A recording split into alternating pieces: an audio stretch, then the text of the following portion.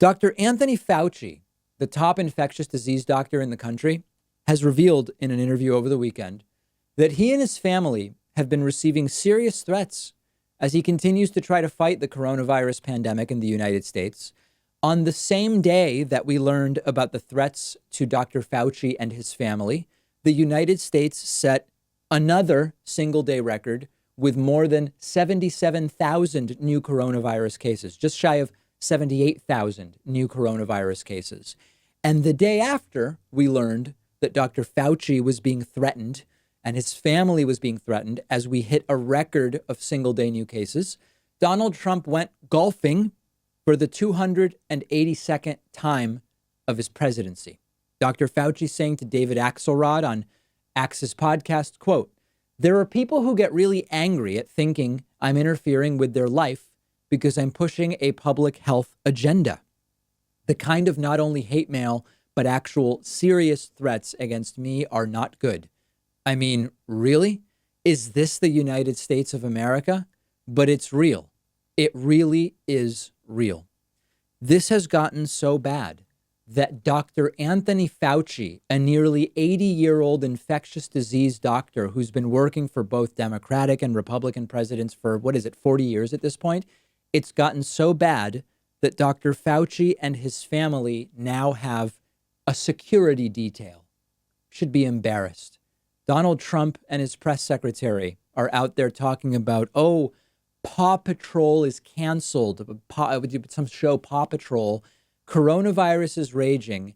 And the top guy actually fighting the virus while Trump talks about Paw Patrol, Dr. Fauci, needs security for himself and for his family because of threats against them. And people wonder, why do we have all these cases? Why do we have we're about to cross 150,000 dead Americans while so many countries have it under control? This is why.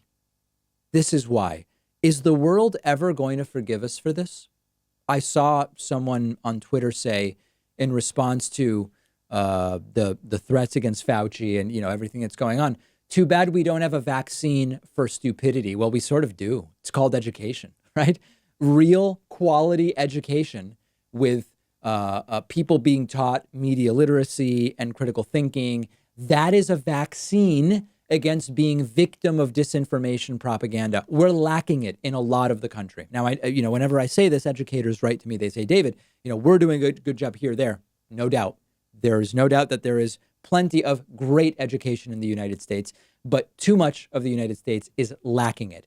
We know what the vaccine is to stupidity. We can produce it in mass quantities, but we don't invest nearly enough in it as a country. I'm talking about education here, and lots of parents tell their kids, you don't really need that education, and this is where we are today.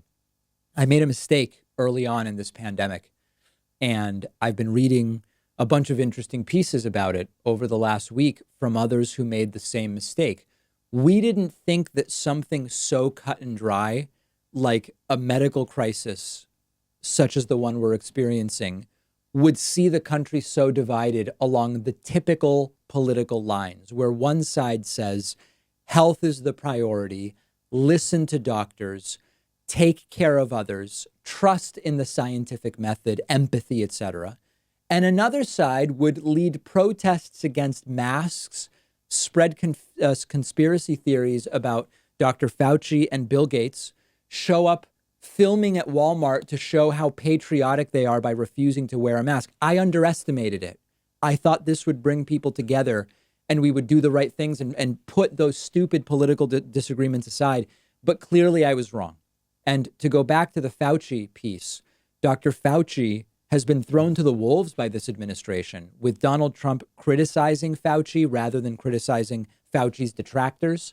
The White House piled on, publishing a document of what is essentially opposition research about Dr. Fauci, listing things. The White House released to the media a document saying, look at all the stuff Fauci got wrong.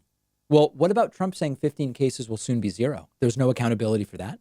What about Trump saying all of the things that he has said? Can you imagine Dr. Fauci and Bill Gates, two of the people pouring time and money in Gates's case into solving infectious disease for no personal gain? Bill Gates donating, what is it? Is it hundreds of millions at this point? to vaccination and dealing with disease. Dr. Fauci's nearly 80. He's a high-risk individual, which he says is why he's not stepping on a plane or going to a restaurant. And yet he's seemingly working 24/7. And they are attacked. Conspiracy theories created about them. Has about 1/3 of the country gone functionally insane? Defining functional insanity is tough, but the gist of it is, if you're functionally insane, you can basically exist in society in a semi-normal way. Like you could probably hold a job, for example. You're keeping your kids alive well enough to raise them to adulthood. They may have some weird ideas, but you're keeping them alive. But then in practice, they live believing completely delusional things. Like Dr. Fauci is helping Bill Gates' population control wet dream agenda by planning to RFID chip people with a vaccine. Or masks are making me lose my rights or depriving me of oxygen. Or it's reasonable to scream at a Costco employee because I don't want to wear a mask and I think coronavirus is a hoax. Is there a sort of functional insanity here that we have to deal with? Unclear, but I feel terribly for Dr. Fauci. And again, is the world going to forgive us for this? This has been one of the largest mishandlings of anything. I mean, listen, Katrina was a disaster, the way that George Bush handled Katrina. There is no excuse whatsoever. But compare the scale of what we're dealing with now. And to call this Trump's Katrina, it understates actually what's going on without in any way minimizing the absolute disaster that was George W. Bush's handling of Katrina. I don't even know what to compare it to at this point in time. And again, today, probably by the time you hear this, we likely will have surpassed the 150,000 death milestone. I don't know if we deserve to be forgiven, unfortunately, for what this administration has done, or better said, not done in response to this virus. We'll take a quick break and be back right after this with the latest from Portland, where the mayor has actually been tear gassed, if you can believe that. One of our sponsors is privacy.com. They're giving you $5 when you sign up for their completely free service at privacy.com/Pakman. I've been using Privacy for a little over a year now. You've heard me talk about it before. It's a lifesaver, and here's how it works. It takes just a couple of minutes to set up. Anytime you buy something online or on the phone, instead of actually using your real credit card number, the Privacy app and the browser plugin let you give each company a randomized virtual credit card number that you create out of thin air. It'll even autofill the card number with one click. And the payment is taken out of your checking account without the merchant ever knowing your real information. So this allows you to keep your banking information secure, but also to take control of your finances. You can create up to 12 of these virtual credit cards a month. You can set spending limits. You can freeze them. You can delete them anytime you want. So when you do this, it means you're not going to be charged when you don't want to be, because you can destroy the virtual card number right after using it, which, for instance, I love using free trials because I know I won't be charged when the trial is over if I use a virtual credit card number. You're keeping your identity private by not telling companies who you are. You're keeping your bank or credit card info protected against data breaches and identity theft.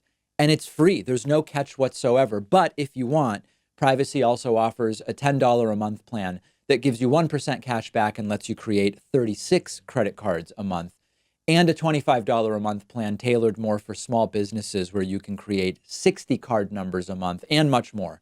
But definitely go ahead and at least get started with the free plan. You'll protect your financial info. Companies can't charge you unexpectedly. And like I said, you'll get $5 to spend when you sign up at privacy.com/Pakman.